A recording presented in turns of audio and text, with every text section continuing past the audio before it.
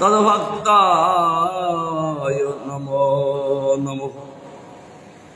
নারায়ণ নমস্কৃত্য নরং চৈব নরোত্তমং দেবীং সরস্বতীং ব্যাসং ততো জয়মুদীরয়ে। হরে কৃষ্ণ কৃষ্ণ কৃষ্ণ হরে হরে, হরে রাম রাম রাম হরে হরে। সবই প্রিয় তমস্তাত্মা জন্মময়ী পন্ন ইতু বেদ সবই বিদ্বান বিদ্বান স গুরুর হরি।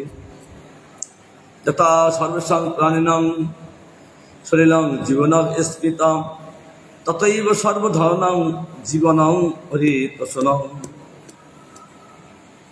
শাস্ত্র বলছেন জল যেমন সমস্ত প্রাণীর জীবন স্বরূপ, হরিভক্তি তদ্রূপ সমস্ত জীবের জীবন স্বরূপ। জল ছাড়া যেমন কোনো প্রাণী বাঁচতে পারে না, আর এই হরিভক্তি বিনা কোনো ধর্ম তাকে সিদ্ধি লাভ করতে পারে না। ততৈব সর্বধর্মাং জীবনং হরিতোষণং।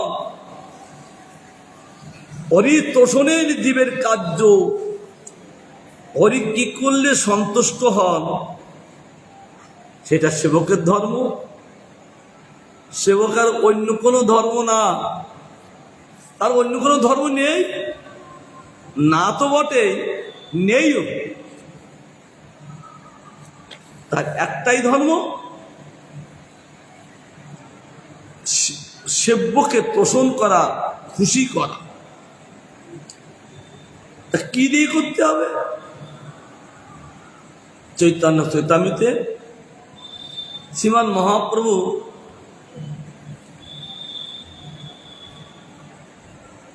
নয়টি ভক্তির দ্বারা ব্যাখ্যা করতে লাগলেন। যে শ্লোক ভাবে উচ্চারণ করেছিলেন ভাগবতে প্রহ্লাদ মহারাজ, শ্রবণং কীর্তনং বিষ্ণু স্মরণং পাদশরণং অর্চনং বন্দনং দাস্যং শোক আত্মনিবেদনং ইতি পুংসা ভক্তি না, ইতি পুংসা কি বুঝে যাচ্ছিলেন? হ্যাঁ, বুঝে যাচ্ছে। শ্রবণং কীর্তনং বিষ্ণু স্মরণং পাদশরণং অর্চনং বন্দনং দাস্য শোকাত্মনিবেদনং ইতি পুংসার্জিত ভক্তি নবলক্ষণা ক্রিয়তে ভগবত তন্মন্যে অধীত মুক্তমাম। এই শ্লোকের ব্যাখ্যাটা শ্রীমান মহাপ্রভু তিনি বলছেন ভজনের মধ্যে শ্রেষ্ঠ। এটা মহাপ্রভুর ব্যাখ্যা, এই শ্লোকের ব্যাখ্যাটা। কারণ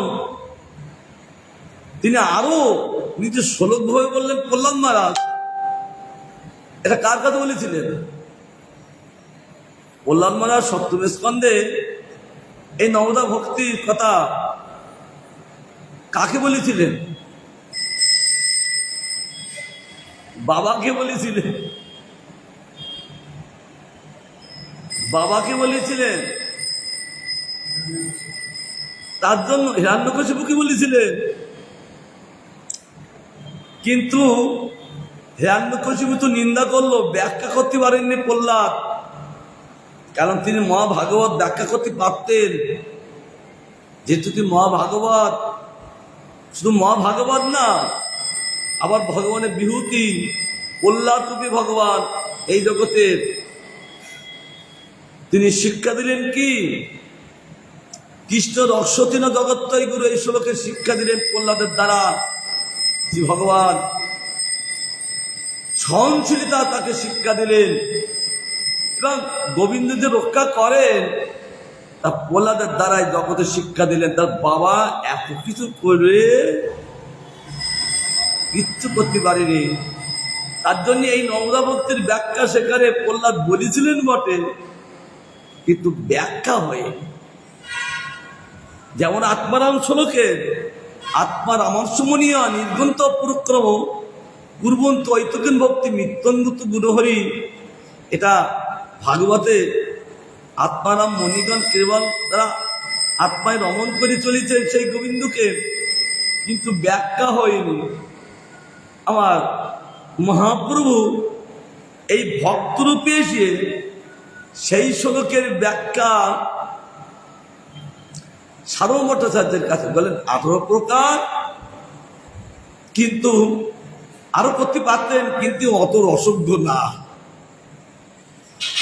সার্বভৌম ভট্টাচার্য যতটুকু রসজ্ঞ, 18 প্রকার ব্যাখ্যা সেখানে প্রকাশ হলো। আর সনাতনের কাছে তিনি 61টি প্রকার ব্যাখ্যা করলেন। আমি মনে করি 61টি প্রকার ব্যাখ্যা কেন, আরো ব্যাখ্যা ছিল ওই আত্মানা শ্লোকের, কিন্তু সনাতনের কাজ হলো ধরি ফেলছেন, তো সনাতনের কাজ হলো ধরি ফেলছেন যে সেই ভগবানের সন্ন্যাসটা করে এতভাবে বিশ্লেষণ করতে কৃষ্ণ তত্ত্বের, তার জন্য ধরি ফেলছেন। প্রথম ধরি ফেলেছেন, দ্বিতীয়বার ধরি ফেলছেন, মহাপুরুষে যাচ্ছেন লোকালি কিলা সনাতন ধরি ফেলছেন, তার জন্য 61টি প্রকার করলেন। কিন্তু আরো ছিল ব্যাখ্যা, কিন্তু সনাতন ধরি ফেলতেন বলে হার করতে পারেননি। আমার মহাপ্রভু ঠিক নবদা ভক্তির যে ব্যাখ্যাটা ভাগবতে তিনি প্রকাশ হয়নি, তিনি কলিযুগে এসে ভক্তরূপে সেই শ্লোকের ব্যাখ্যা ভজনের মধ্যে শ্রেষ্ঠ নবদা ভক্তি, কৃষ্ণ প্রেম, কৃষ্ণ দিতে মরে ধরে মহাশক্তি, এই নবদা ভক্তি যাদন করলে সঙ্গে সঙ্গে কৃষ্ণ প্রেম আর কৃষ্ণ দিতে ধরে, তাকে মহাশক্তি ধরতে হয় কৃষ্ণের। আর তার মধ্যে শ্রেষ্ঠ নাম সংকীর্তন, নিরুপদে রইলে নাম পায় প্রেম ধন, শ্রীমান মহাপ্রভু ব্যাখ্যা। মহাত্মা, যদি আপনি একথা জিজ্ঞাসা করেন যে কাকে বৈষ্ণব বলিব, আমি তার উত্তরে এইমাত্র বলিব, যিনি নিরুপরাধে কৃষ্ণ নাম করেন তিনি বৈষ্ণব। বৈষ্ণব ব্যাখ্যাটা তো দিয়েছেন যে বিষ্ণু মন্ত্রের দীক্ষিত তিনি বৈষ্ণব, কিন্তু বাবাজি মহারাজ বলছেন সে তো আছে, কিন্তু নিরুপদে নাম লইলে একমাত্র সেই হলো বৈষ্ণব। সেই বৈষ্ণব 3 প্রকার, কি কি? কনিষ্ঠ, মধ্য, উত্তর। সেই বৈষ্ণব যিনি মধ্যে মধ্যে কৃষ্ণ নাম করেন, সবসময় নয়, তিনি কনিষ্ঠ বৈষ্ণব। যিনি নিরন্তর কৃষ্ণ নাম করেন, মধ্যম বৈষ্ণব। আর যাকে দেখিলে মুখে আইসি কৃষ্ণ নাম, তাকে দেখলে কৃষ্ণ নাম উপস্থিত। আমার পরম গুরুদেব রিসার্চে আসেন,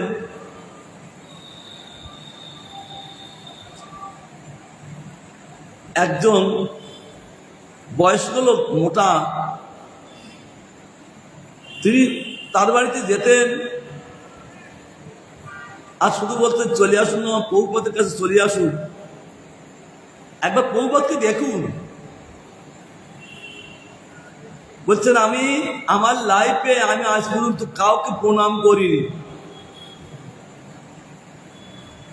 সেই ব্যক্তি বলছেন যে মহারাজ, আমি তো যাবো, আমি ঠাকুরটাকে প্রণাম করতে পারবো না। ওই বৈষ্ণবদের প্রণাম, আমি দেব দেবীদের প্রণাম করিনি। আমার লাইফে বয়স অনেক, 50-60 বছর বয়স, মোটা, কিন্তু লাইফ এসে কারোর প্রণাম করি, পিতা মাতারও করিনি। এটা পিতা মাতা গুরুজন কাউকে করে। তবে ঠিক আছে, আপনি আসুন তো। তিনি আসলেন, আর গেটের মুখে পরম গুরুদেবের ভজন কুটির, উনি ঠাকুরকে দর্শন করলেন, দাম্ভিক প্রণাম করলেন না। তারপর কনায় ওই ঘরে পরম গুরুত্ব দেখলেন আর সাষ্টাঙ্গে প্রণাম করলেন। সেই ব্যক্তি বলছেন মহারাজ, কি ব্যক্তিগত ফিকির হলো। আমার লাইফে আজ পর্যন্ত কাউকে প্রণাম করিনি, কিন্তু আপনাকে দেখার সঙ্গে সঙ্গে এই আমার এই অঙ্গগুলো, 8টা অঙ্গ আপনাকে প্রণাম করলো কেন? একটা অঙ্গতে প্রণাম হয় না, 8টা অঙ্গতে প্রণাম করতে হয়। তাকে অষ্টাঙ্গ প্রণাম, ষষ্ঠাঙ্গে প্রণাম। পরমগুরু হাসছে, তাই বলছেন যিনি উত্তম বৈষ্ণব তার কাছে কিছু বলতে হয় না, তাকে দেখিলে মুখে আইসে কৃষ্ণ নাম, তারে জানিয়ে তুমি বৈষ্ণব প্রধান। কারণ তোমার মুখে কৃষ্ণ আসলেই জেনে নেবা কি উত্তম বৈষ্ণব। কারণ স্তম ধর্ম না দেখে কিছু সম্পদে, কেবল দেখেন কি কেবল কৃষ্ণ। শ্রীমান মহাপুরুষ শিক্ষা মতে অন্য কোন প্রকার লক্ষণ দ্বারা বৈষ্ণব নির্ণয় করিতে হইবে না, এটা মহাপুরুষ শিক্ষা। কারণ বৈষ্ণব নির্ণয় করা যায় না, এটা কি বৈষ্ণব? না না না, এই বৈষ্ণব। বৈষ্ণব কখনো নির্ণয় করা যায় না, নির্ণয় শব্দ সঠিক করতে পারেন না। মহাপুরুষ বলেছেন নিরবদের নাম নিলে তুমি বৈষ্ণব হবে, আর বৈষ্ণব হলে দেখবে জগৎ সব বৈষ্ণব। কারণ বৈষ্ণব দেহ না আত্মা, আত্মা হলো বৈষ্ণব, দেহ কখনো বৈষ্ণব না। আত্মা বৈষ্ণব, যিনি আমাদের মধ্যে আছেন তিনিই ভজন সাধন করেন আর দেহকে পরিচালনা করেন। তার জন্যে প্রভুপাদের কাছে একজন এসে বলছেন, মহারাজ সাধু সঙ্গ করতে, সাধুকে? প্রভুপাদ বলছেন তুমি সাধু হও, দেখবে জগৎ সব সাধু। তুমি সাধু না হলে জগৎ সাধু দেখতে পাবো না। প্রভুপাদের এই বাণীটা সেই ব্যক্তির চিত্তে এমন ভাবে বসে গেল যে মহাপুরুষের বাণী চিত্তে ক্ষেত্রে তোড় পার করে ছেড়ে দেয়। তিনি সঠিক বৈষ্ণব হলেন আর দেখবেন যত সব বৈষ্ণব সাধু দেখছে। এটা মহাপুরুষ শিক্ষা। কারণ লক্ষণ দ্বারা কখনো নির্ণয় করা যায় না, তাকে দেখলেই নির্ণয় হয়ে যান আপনি চাই। সন্ন্যাসাগর বাবাজির শিক্ষামৃতে নিমগ্ন হইয়া হরে কৃষ্ণ কৃষ্ণ কৃষ্ণ হরে হরে, হরে রাম রাম রাম হরে হরে, এই নাম গান করিতে করিতে নৃত্য করতে লাগলেন। সন্ন্যাসী ঠাকুর উচ্চস্বরে নৃত্য করতে লাগলেন। সেদিন তার হরিনামের রুচি জন্মিল এবং সাষ্টাঙ্গে গুরুপাদবত পেয়ে পতিত হইয়া বললেন, প্রভু দিনের প্রতি কৃপা করুন, আমাকে কৃপা করুন। কারণ আপনি ছাড়া আমাকে কি কৃপা করবেন? নামের রুচি হয়ে গেছে। এখন আমাদের নামের উদ্দেশ্য, নামের রুচি। যতক্ষণ মতো নামে না রুচি হবে ততক্ষণ পর্যন্ত সাধু শাস্ত্র কেমন বোঝা যাবে না। এই বলে তিনি দৈনিকটিতে গুরুদেবকে প্রণাম করে এই অধমকে কৃপা করুন। দিনু মানে হিনু মানে কি? বলে আমি একদম দিনহনি যখন বলি, কিন্তু বোঝেন না। দিনু মানে স্বরূপচ্যুত, আর স্বরূপই নাই। আর হিনু মানে অতল তলায় চলে গেছে। তাই বলছেন আমাকে এই স্বরূপে প্রতিষ্ঠা করুন এই দিনুজনকে। এই বলে সমাপ্তি করলেন 3য় অধ্যায়। নৈমিত্তিক ধর্ম অসম্পূর্ণ, হেয়, মিশ্র, অচিরস্থায়ী, জীবকে হেয় করে এই ধর্ম, নৈমিত্তিক ধর্ম। মিশ্র, অচিরস্থায়ী, কখনো চিরস্থায়ী না। তিনি বলতে লাগলেন এক দিবস এক প্রভা রাত্রে পর সন্ন্যাসী ঠাকুর হরিনাম গান করিতে করিতে শ্রী গদ্যের উপবনের একান্তে একটু উচ্চভূমিতে বসিয়া উত্তর দিকে দৃষ্টিপাত করিতে লাগিলেন। তখন পূর্ণচন্দ্রের উদয় হইয়া শ্রী নবদ্বীপ মণ্ডলের একটি অপূর্ব শোভা বিস্তার করিয়াছিল। এই সন্ন্যাসী নিজে চোখে দেখলেন যে কি পূর্ণচন্দ্রের উদয় হইয়া যেমন আলোকিত করেন, আর নবদ্বীপ মণ্ডলে একটি অপূর্ব শোভা বিস্তার করিয়াছিল কি অনত দূরে শ্রী মায়াপুর নয়ন গোচর হইতে লাগিল। সন্ন্যাসী ঠাকুর বলিতে লাগিলেন, আহা, ওই যে একটি আশ্চর্য আনন্দময় ধাম দেখতেছি, এর আগে দেখিনি। আগে দেখি নবদ্বীপ ধাম পরীক্ষাও করেছেন, করি গদ্যপৃথিবী এসছেন, কিন্তু আশ্চর্য অবাক হয়ে গেছেন, দেখেননি। ওই তো একটা আশ্চর্য আনন্দময় ধাম দেখতেছি, বৃহৎ বৃহৎ রত্নময় অট্টালিকা মন্দির তোরণ সমুখ কিরণমালা বিস্তার করিয়া জাহ্নবীর তীরমণ্ডলকে উজ্জ্বলিত করিতেছে। অট্টালিকা রত্ন, বৃহৎ বৃহৎ রত্নময় অট্টালিকা, সেখানে মন্দির তোরণ সমুখ কিরণমালা, কলা গাছ কিরণমালা সেখানে প্রকাশ করে আলো জ্যোতি, আর জাহ্নবীর তীরমণ্ডলে একটা বিরাটভাবে উজ্জ্বলিত করিতেছে। অনেক স্থানে হরিনাম সংকীর্তনের শব্দ তমুল হইয়া গগনমণ্ডলকে বিধৃত করিতেছে। তিনি সাক্ষাৎ দেখছেন, কারণ এতক্ষণ কিন্তু এই দুটো অধ্যায় তিনি শুনলেন গুরুদেবের কাছ থেকে, কিন্তু রুচি হয়নি। এই তৃতীয় অধ্যায়ে তার লাস্টে দিকে রুচি হলো, আর রুচি হবার সঙ্গে সঙ্গে নবদ্বীপী তিনি সব দেখতে লাগলেন চিন্ময় বস্তু। নামে রুচি হলে গৌর সুন্দর সবাইকে দেখাবে সেই নিত্যলীলা। আক্ষেপ থাকবে, যেমন আক্ষেপ ছিল বৃন্দাবন দাস ঠাকুরের, কারণ বৃন্দাবন দাস জন্ম হয়েছিল পরে, গৌর সুন্দর চলে যাওয়ার পরে, তাই সেই সংকীর্তন তিনি দর্শন করেনি। জন্ম হয়ে আক্ষেপ করতে লাগলেন, হায় আমার কখন কেন জন্ম হলো না, যদি হতো তাহলে এত সুন্দর গৌর নিত্যানন্দের যে নৃত্য সংকীর্তন এবং প্রেম বন্যা ভাসি দিয়েছে, চোখে দেখতাম। তার জন্য দুঃখ, আক্ষেপ, অনুরাগ নিত্যানন্দের কৃপায় সেই সবগুলো নিত্যানন্দ তাকে দেখাইছিলেন। আজ রুচি হবার সঙ্গে সঙ্গে সন্ন্যাসী ঠাকুর এমন প্রভাব বিস্তার করলেন, যখনই নামে রুচি হইল গুরুদেব তাকে কৃপা করলেন, আর কৃপা করার সঙ্গে সঙ্গে তার নবদ্বীপ মণ্ডলের সব তিনি দেখতে লাগলেন। আমরা যতক্ষণ মতো গুরুদেবের করুণা না লাভ করবো, ততক্ষণ মতো আমরা কিছু দেখতে পাবো না।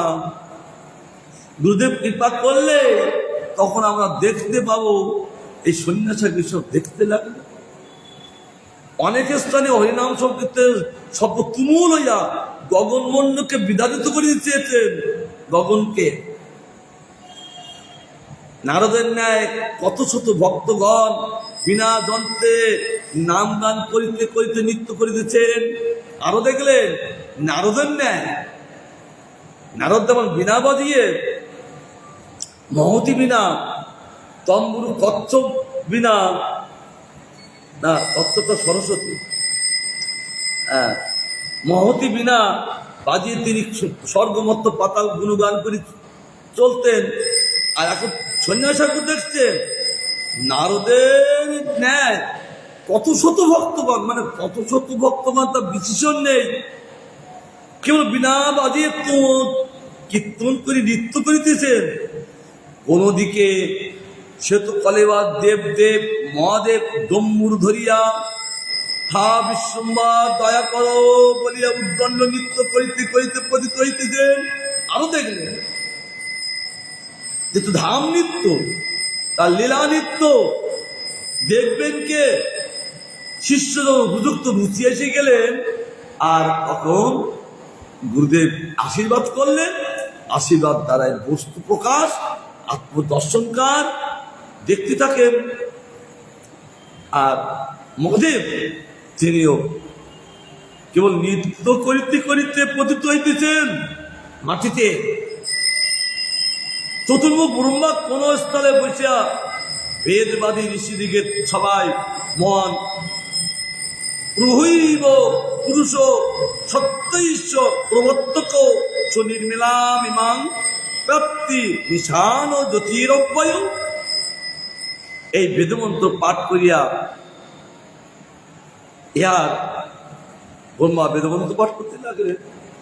সব দেখছেন শাসকী, নির্মল ব্যাখ্যা করে দিচ্ছেন, যে ব্যাখ্যার মধ্যে অন্য কোনো বেদাল্লে শান্তভাবে তিনি ব্যাখ্যা করে চলছেন। কোন স্থলে ইন্দ্রাদি দেবতাগণ জয় প্রভু গৌরচন্দ্র জয়, জয় প্রভু গৌরচন্দ্র কি জয়, ইন্দ্রদেব দেবগণ তারা গান করতে লাগলেন। নিত্যানন্দ বলিয়া লম্প ঝম্প প্রদান করতেছেন, তারা হা নিত্যানন্দ বলিয়া লাভ দিচ্ছে। কোন ঝম্প দিয়ে করতাল প্রদান করতেছে। অংশী সকল ডালে বসিয়া গৌর নিতাই বলিয়া রব করতেছেন। সব দেখছে সন্ন্যাসীরা, যে পক্ষীগণ ডালে বসিয়া কেবল গৌর নিতাই বলিয়া তারা শব্দ তুলিছেন। ধর্ম সকল গৌর নাম রসপানে মত্তয়া চতুর্দিকে পুষ্পদানে গুনগুন শব্দ করিতেছেন। সেই ভ্রমরগণ মৌমাছি গৌর নাম রসপান করিছেন, কেবল গৌর গৌর কীর্তন করে শব্দ করে চলেছেন। তাদের গুনগুন শব্দটা এলো ওই কীর্তন। কারণ মৌমাছি অত গুনগুন শব্দ হয় কেন? যখন মধু লাভ করেন আনন্দে কীর্তন করতে থাকেন। সাধু যেমন ভাগবত বস্তু লাভ করে নিরন্তর কীর্তন করতে থাকে, গৌর কীর্তন গৌর কৃষ্ণ কীর্তন করতে থাকেন, আর মৌমাছিও কীর্তন করতে থাকেন। প্রকৃতি দেবী সর্বত্র গৌর রাসে উন্মত্ত হইয়া আপন শোভা বিস্তার করতেছেন। এই ভূদেবী তিনি গৌর রাসে উন্মত্ত, কেবল আপন শোভা বিস্তার করিতেছেন। সে নবদ্বীপ যেহেতু দুর্গা দেবী একর সীমান্ত দ্বীপ আছেন, তিনি গৌরের চরণদলে স্মৃতি রেখে তার প্রভাব বিস্তার করতে লাগলেন। আহা, আমি দিবসে যখন মায়াপুর দর্শন করি তখন তো এ ব্যাপার দেখিতে পাই না। কেন আমি দিবসে তো মায়াপুর দেখি, কিন্তু দেখতে পাই না। আজ কেন দেখতে পাচ্ছেন? তখন তার নামে রুচি এসে গেল, গুরুদেবের কৃপা সঙ্গে সঙ্গে লাভ করলেন, আর লাভের দ্বারা তপ তিনি নবদ্বীপ বলে দেখতে লাগলেন।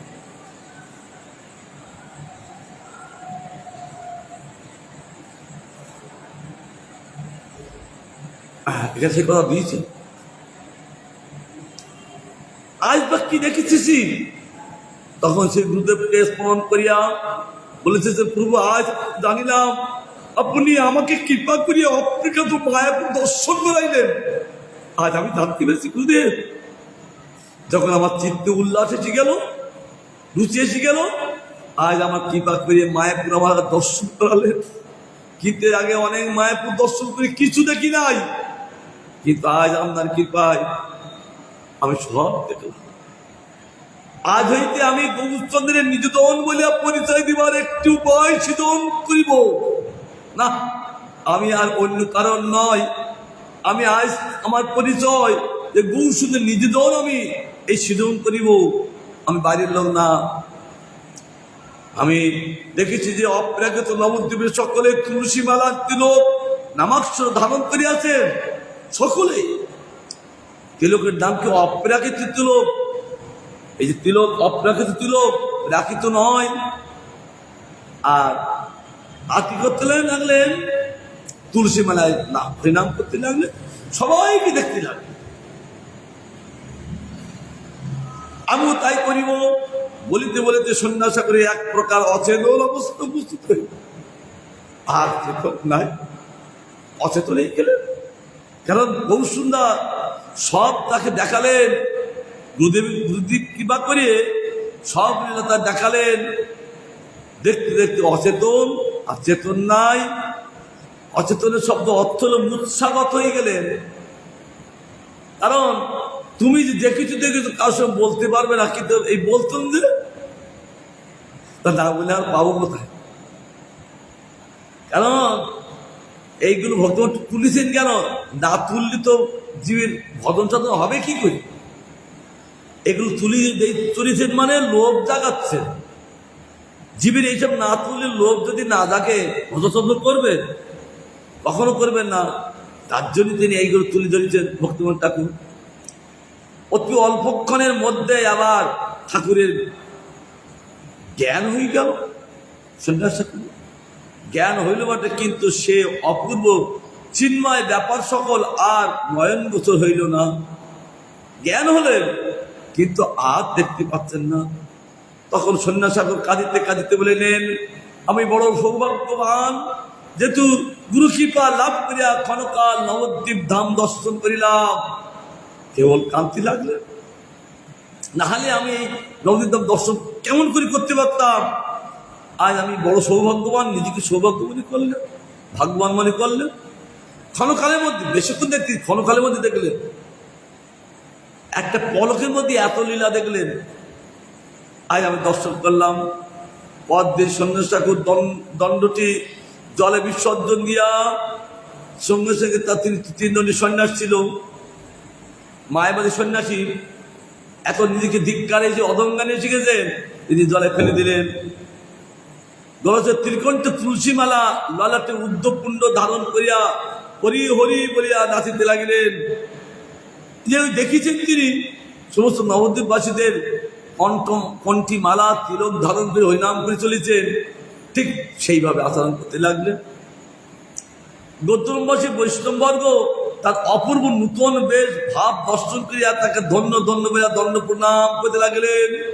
কারণ আজ পরমহংস বাবাজি মহারাজের করুণা লাভ করেছেন, অপূর্ব তার বেশ, আর কি জ্যোতি, ভাবরাজ্য প্রকাশ, ভজনের দ্বারা জ্যোতি প্রকাশ হয়, দেহের তেজ প্রকাশ হয়, চোখের জল আসেন, গদগদ বাণী থাকে, আর অনেক কিছু লক্ষণ থাকে।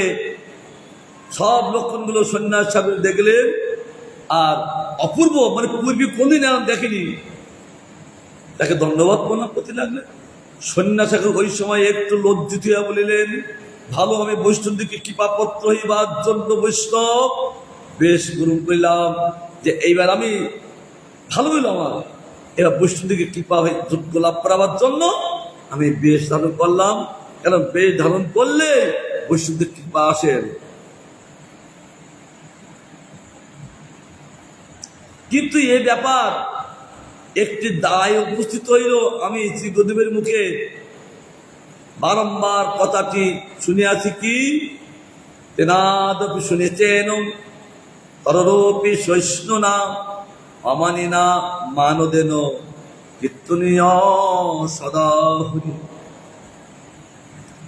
এটা গুরুদেব ব্যাখ্যা করতে, বৈষ্ণব যিনি হবে তার এই শ্লোকটা মুখস্থ আছেন, আচরণ আনতে হবে। এটা কেউ বলতে পারবে না মুখস্থ প্রতিদিন পাঠ করি, কিন্তু আচরণ আনা কঠিন। তেনাদপি শুনেছেন, তিনোর মতন সহিষ্ণুতা, আর তিনোর মতন নিচু হইতে হবে। তাই না, তরুণপি সহিষ্ণু, তরু যেমন সহি যান, তার মাথায় পা দিয়ে চলেছেন, সহি গেছেন। তৃণতা আবার পাপি চলে গেলে ওঠে, শাস্ত্রে বলছেন না, তার চেয়ে অধমতি হবে, অমানি না।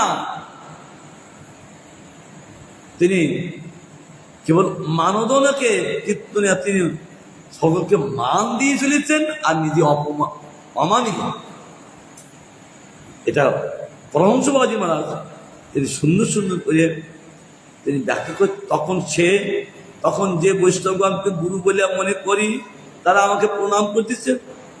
আমি যাদেরকে বৈষ্ণব গুরু বলে আমি মনে করি, তারা দেখি আমাকে সব প্রণাম করছে।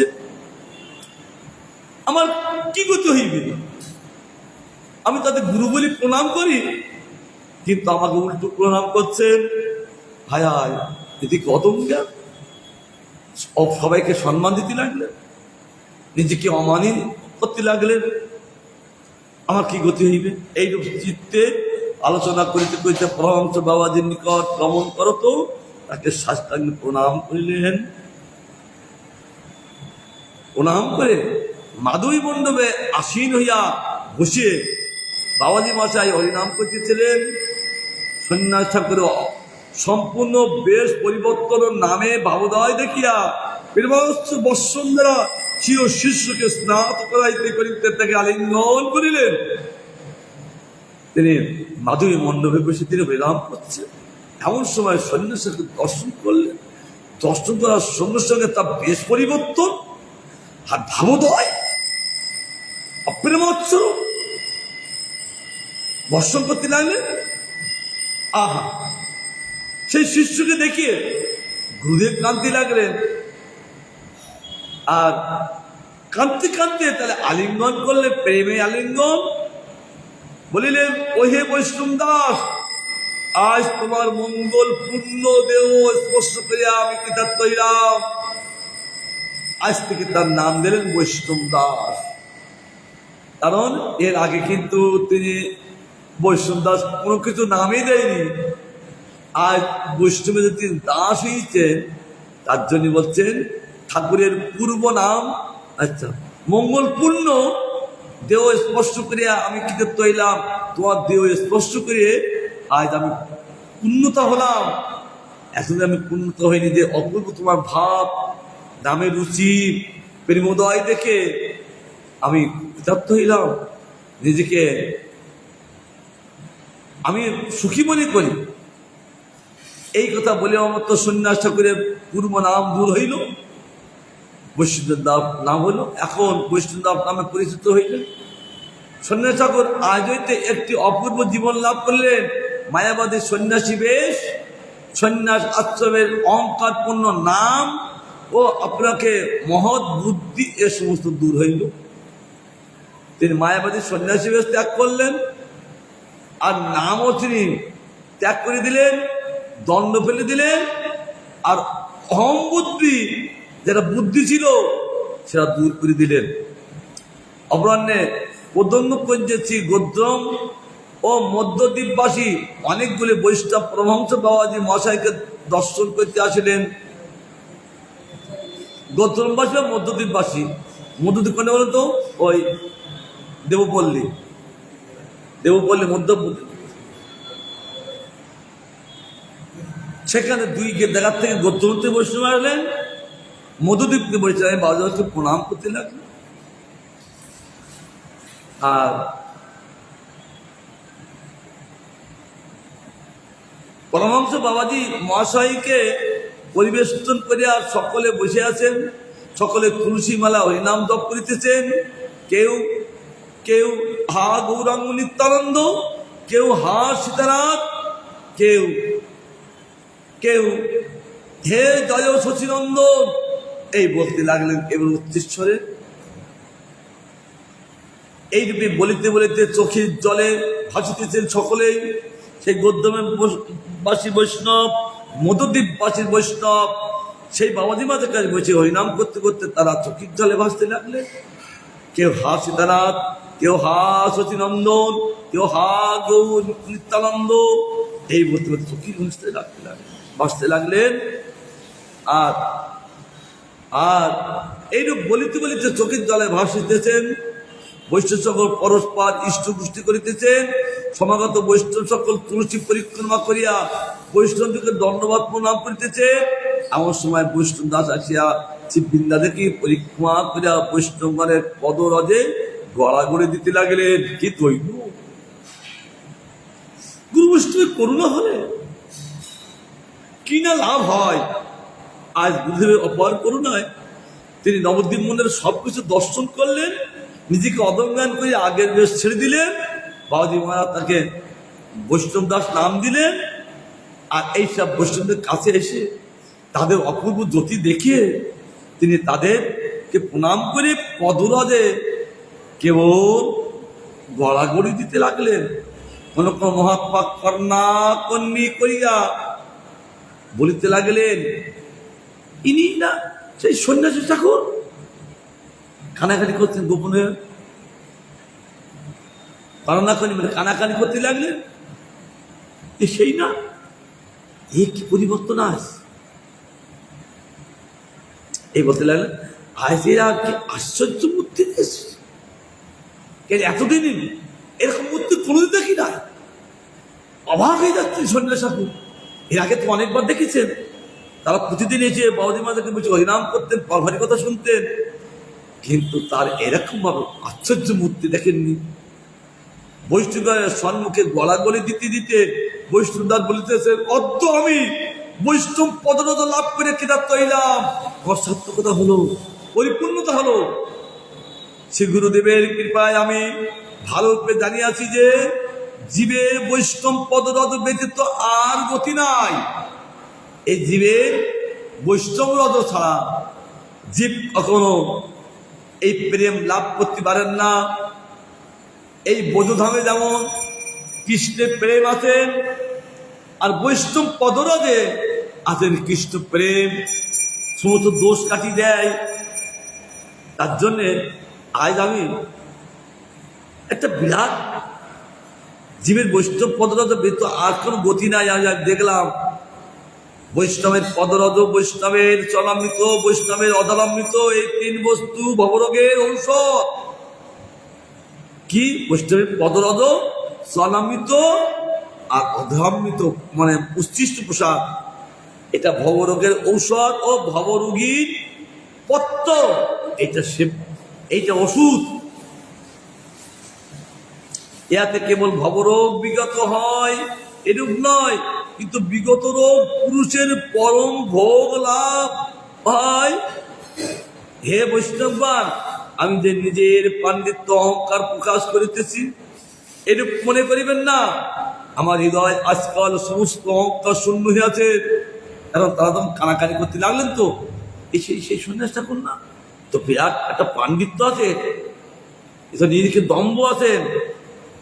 এই জন্য কানাকানি করতে লাগলে অন্তরে বুঝতে পারলেন, তখন নিজেকে বলতেন, আজ আমি সমস্ত অহংকার শূন্য হয়ে আছে, আমার ব্রাহ্মণ কোলে জন্ম হয়ে আছে, আমার আজকে সর্বশাস্ত্র পাঠ করিয়াছিলাম, চতুর্থ অক্ষরের বেদ করিয়াছিলাম, তখন আর আমার অহংকারে ইয়ত্তা ছিল না। যতদিন আমি বৈষ্ণব তত্ত্বে আকৃষ্ট হয়ে আছি, ততদিন আমার হৃদয়ে একটি দৈন্য বীজ রোপিত হইয়াছে। তখন আমি এই বৈষ্ণব হয়েছি, আর হওয়ার সঙ্গে সঙ্গে ভক্তির দ্বারা একটা দৈন্যরূপ বীজ তার রোপিত হয়েছে। আমি ক্রমে ক্রমে আপনাদের কৃপায় জন্ম অহংকার, অনেকগুলো অহংকার আছে, জন্ম অহংকার, বিদ্যা অহংকার, আশ্রম অহংকার। আশ্রমে থাকতে তো অহংকার আসেন যে আমি এই সেবা করি, আমি সে কমকে দাম দেয় না, এটা অহংকার। জন্ম অহংকার, উচ্চ কুলে জন্ম হলে একটা অহংকার থাকে, বেশি পড়াশুনো করলে বিদ্যার একটা অহংকার থাকে, আর একটা আছে এই যে ভালো করে জানা গেল, আর একটা আশ্রম গৌরব দূর করে আছে। আশ্রমে একটা গৌরব আসেন, নিজে বড় মনে করেন, হয় শাস্ত্রের প্রমাণ আসে। আজ প্রমাণ দিয়ে বলছে আমি ক্রমে ক্রমে এগুলো দূর করে আসছি, ধীরে ধীরে, একদিনই শেষ হয় না। এখন আমার মনে হয় যে আমি একটি নিরাশ্রিত ক্ষুদ্র জীব, আমার কেউ আশ্রিত কেউ নেই। আমাকে আমি কোথায় আশ্রয় নেব? এখন দেখলাম বৈষ্ণব চরণাশ্রয় ব্যতীত আমার আর কোনো প্রকার গতি নাই। কারণ এই বৈষ্ণব চরণে আশ্রয় ছাড়া আর আমার কোনো আর গতি নাই। একমাত্র বৈষ্ণব চরণাশ্রয়ের একমাত্র গতি। তার জন্য এইসব নরোত্তম ঠাকুর যে কানের মধ্যে আছেন, ঠাকুর বৈষ্ণব পদ অপরিণ সুসম্পদ শুনবাই এক মন হইয়া, ঠিক সেই সব কথাগুলো ভক্ত ঠাকুর তুলে ধরেছেন। বৈষ্ণবের চরণোচ্ছ্বাস ব্যতীত আমার আর কোনো প্রকার গতি নাই। ব্রাহ্মণত্ব বিদ্যা সন্ন্যাস এরা আমাকে ক্রমশ অধপতিত করিতেছিল, কারণ আমি ব্রাহ্মণত্ব একটা অহংকার, বিদ্যা অনেক পড়াশোনা করেছে অহংকার, আর আমি যে সন্ন্যাস নিয়েছি তার জন্য একটা অহংকার ছিল। আজ এরা আমাকে ক্রমশ অধপতিত করেছিল, কিন্তু আমি দেখলাম সরলভাবে আপনাদের চরণে সকল কথা বলিলাম। এখন আপনাদের দাসকে যা করিতে হয় করুন। আমি সরলভাবে সব কিছু বললাম। এখন আমি আপনাদের এখন দাস, যা করা উচিত সেইগুলো আপনারা বলুন, কি করতে হবে আমার। বৈষ্ণবদের দৈন্যক্তি শ্রবণ করিয়া অনেকেই বলিয়া উঠিলেন, হে ভাগবত প্রবর। অনেকেই, বেশি লোক দাদা ভাগবত প্রবর বললেন। ভাগবতের মধ্যে ভাগবতের মধ্যে তুমি শ্রেষ্ঠ, যারা নিজের ভুল বুঝতে পারেন, সবকিছু ছেড়ে দিয়ে গুরু বৈষ্ণবের পদবর্তে আশ্রয় করেন, তারা হল ভক্ত প্রবর, ভাগবত প্রবর, শ্রেষ্ঠ। আপনার ন্যায় বৈষ্ণবের চরণ নেনের জন্য আমরা লালিত। সেই সব বৈষ্ণবগণ যাদের কৃপা, তার দৈন্যুক্তি হইল, দৈন্যর আবির্ভাব হলো। আর সেই সব বৈষ্ণবরা এরা চরণ, এরাকে দর্শন করে, বৈষ্ণবতা দর্শন করে, এই বৈষ্ণব দাসের বৈষ্ণবতা দর্শন করে তারাও বলছে চরণের জন্য আমরা লালিত আমরা। কৃপা করে আমাদেরকে পদধূলি দিয়া কৃতার্থ করুন। বৈষ্ণবের পদধূলি পাওয়ার জন্য লালাইত, কিন্তু বৈষ্ণবরা দিতে চায় না, ধরে ধরে খেলা করে কোথাও দেখেছি। কারণ এ বৈষ্ণব ও বৈষ্ণব দিতে যায় না, কিন্তু দুই বৈষ্ণব গোলা গোলে করতে দুই চরণ ধরে মাথায় বস্ত্র ধারণ করেন, তা প্রেমের লক্ষণ। তার জন্য তারা বললেন, কৃপা করিয়া আমাদেরকে পদধূলি দিয়া কৃতার্থ করুন। আপনি পরমহংস বাবাজি মহারাজ মহেশের কৃপা পাত্র। আপনি যে পরমহংস বাবাজি মহারাজ কৃপা পাত্র, ওনার কৃপা যারা পায় তারা দৈন্যের শিরোমণি হয়ে যান, আর দৈন্যের দ্বারাই ভূষিত হয়ে যান। ভক্তের ভূষিত কি দৈন্য, এই ভক্তি মমদ ভক্তির সব কিছু ভূষিত হয়ে যান। তার জন্য আমি পরমহংস বাবাজি মহারাজ কৃপাপত্র, আমাদেরকে সঙ্গী করিয়া পবিত্র করুন। তারা বাবাজি মহারাজের কৃপাপত্র, তারা কোনো অংশে কম নয়। এর জন্য আমাকে সঙ্গী করে পবিত্র করুন। কোথায় আছেন? বিরাট নারদী পুরাণে লিখে আছেন যে আপনার ন্যায় সঙ্গী লাভ করিতে ভক্তি হয়। নারদী পুরাণে বলেছেন যে আপনার ন্যায় সঙ্গী লাভ করতে ভক্তি হয়। এটা অন্য বৈষ্ণব নারদকে দেখে বলেছিলেন, কারণ এই সাধু সঙ্গের দ্বারাই ভক্তিস্তু ভগবত ভক্ত সঙ্গে পড়ে যাচ্ছে। সৎ ভক্ত প্রাপ্তিতে পুঙ্গি সুখতে পূর্ব সঞ্চিত। সব ভক্তরাই না, তার পূর্ব তো সঞ্চিত আছেন। এই সাধু সঙ্গের দ্বারাই তাদের ভক্তি প্রকাশ হন। আমাদের পুঞ্জ পুঞ্জ ভক্তি পোষক স্বীকৃতি ছিল, তারা দৈনিকই বলছেন আমাদের পুঞ্জ পুঞ্জ ঘনীভূত ভক্তি ছিল, না হলে আজ আপনাকে কেন দর্শন পাবো আমরা। বৈষ্ণব তো শিরোমণি, দৈন্য শিরোমণি, ইনি যেমন দৈন্য করে ওনাদের সঙ্গে বলেছেন, আর বৈষ্ণবগণ তারাও দৈন্য করে তাদের দিকে অদমগান করতে লাগবে। বৈষ্ণব বৈষ্ণব মানে অদমগান করা।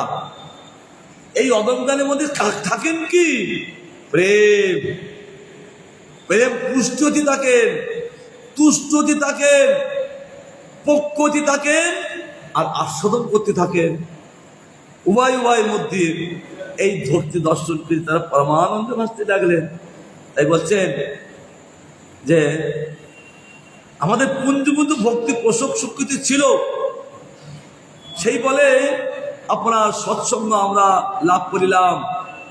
সমস্ত গদ্যবাসী ভক্তগণ এবং মধ্যদ্বীপবাসীর ভক্তগণ তারাও দৈনিত্য করে এই বৈষ্ণব দাসকে দেখে তারা ভক্তি লাগবে। আমাদের স্বীকৃতি না থাকলে আমরা মতন বৈষ্ণব দর্শন হবে কি করে? আজ আমাদের স্বীকৃতি ছিল। তার জন্য এখন আপনার সঙ্গ বলে আমরা হরিভক্তি লাভ করিবার আশা করিতেছি, আপনার সঙ্গ লাভ করে আমরা হরিভক্তি লাভ করিবার আশা করিতেছি, আর অন্য কোনো ভক্তি আশা করি না। বৈষ্ণদেব পরস্পর দৈন্য ও উন্নতি সমাপ্ত হইলে সেই ভক্ত গোষ্ঠীতে বৈষ্ণব দাস মহাশয় এক পাশে বসিয়া গোষ্ঠীর শোভা বর্ধন করিলেন। তার হস্তে নূতন হরিনামের মালা দীপ্তি লাভ করিয়াছিল। কি অপূর্ব শোভা ধারণ করে আছেন, সকলে দেখতে লাগলেন। এই দেখতে দেখতে তার ভাবোদয়, বৈষ্ণব মানে ভাবোদয়, উভয় ভাবোদয়। বৈষ্ণব দেখলে বৈষ্ণবকে দেখলে ভাবোদয় হয়, আর বর্তমান যুগে বৈষ্ণব থেকে রাগ উদয় হয়। কিন্তু শাস্ত্রে বলেছে বৈষ্ণবকে দেখলে ভাব উদয় হয়, ভাব আবির্ভাব হয়। আর বর্তমানে কি বৈষ্ণবকে দেখলে রাগ উদয় হয়, উল্টো। তার জন্যে সাধুসঙ্গ করিও, আর এইসব পড়াশুনো করিও তার যে ফল লাভ করতে পারছে না, কারণ দুষ্কৃতির প্রভাব, সুকৃতি কম। তার জন্য এই দোষ কাটবে কি করে? এই দোষ কাটার জন্য আজ আমার ভক্তি মাধ্যমে এত সুন্দর সুন্দর বস্তুগুলো আস্বাদন করবার জন্য তিনি এই জৈব ধর্ম প্রকাশ করেছেন। আমার ভক্তিমান ঠাকুর, আমি আস্বাদন করছি, তোমরা আস্বাদন করো।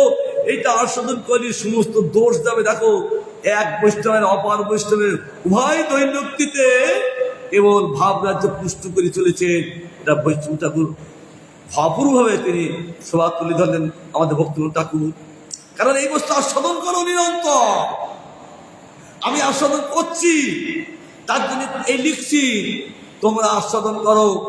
আঙ্গুল তুলে ভক্তিমান ঠাকুর বলতে লাগলেন, মাধুর্যময় চোখে জল আসবে। এই বলে আমি আমার গোবিন্দের কথা বিশ্রাম দিচ্ছি। আবার গুরু বৈষ্ণব ভগবানের কৃপা হলে আমরা আবার আস্বাদন করতে পারবো।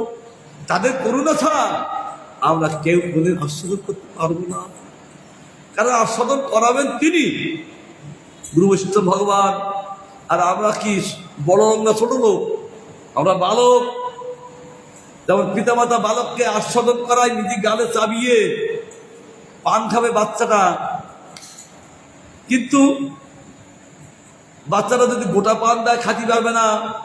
মা চিবিয়ে চিবিয়ে তার গালে দিচ্ছেন। আমাদের এই ভক্তিমান ঠাকুর এইগুলো আস্বাদন করে চিবিয়ে চিবিয়ে আমাদের মতো বালককে আস্বাদন করাচ্ছে। যাইছি ভক্তিমান ঠাকুর কি, আর জয়গান তো করতে হবে। এই জন্য এই গ্রন্থটা ধরেছি, মাধুর্যময়। আগে যা পড়ে গেছি, এখন দেখছি আরো বেশি মাধুর্য পাচ্ছে। যেহেতু ভাগবতের কথা নবইমান, ভাগবতের দ্বাদশ স্কন্ধের শ্লোকে 12 অধ্যায় শ্লোকে দ্বাদশ স্কন্ধে তদেব নবম রুচিরাং নবম নবম। গোবিন্দের কথা নবইমান, তার লীলা নবইমান, আর সাধু সঙ্গ নবইমান। তার জন্য আমরা আবার আস্বাদন করছি। খুব সুন্দর লাগছে। গুরু বৈষ্ণব অপার করুণায় তারা আমাদের জন্য এরকম আস্বাদন করান।